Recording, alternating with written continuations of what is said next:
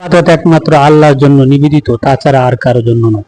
যাই হোক, আপনার যে আমি যে বিষয়টা নিয়ে কথা বলছি আপনারা স্ক্রিনে দেখতে পাচ্ছেন, একটি ছেলে নামাজ আদায় করে আর্জেন্টিনার জন্য দোয়া করছে, প্রতিপক্ষ গোল দিয়ে দিয়েছে তাই জন্য কান্নাকাটি করছে, দোয়া করছে। যাই হোক, দেখেন তাদের মস্তিষ্ক মন মানসিকতা কতটা বিকৃত এবং হলে পরে এই ধরনের চিন্তা ভাবনা আসতে পারে যে একজন কাফের মুশরিকদের জন্য পর্যন্ত দোয়া করতে পারে।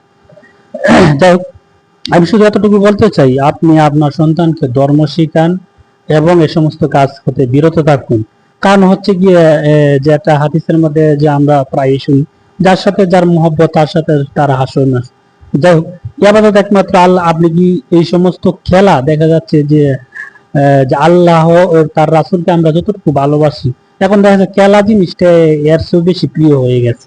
এই জিনিস, এই সমস্ত কাজের থেকে যদি বিরত না হন, অবশ্যই অবশ্যই ভ্রান্ত। আমি বলবো না যে কাফের হয়ে গেছে বা বিভিন্ন ধরনের ফতুয়া দিতে আসি নাই, এই সমস্ত কাজ হতে বিরত থাকার জন্য আহ্বান করবো। আশা করি বুঝতে পেরেছি। আসসালামু আলাইকুম ওয়া রাহমাতুল্লাহ।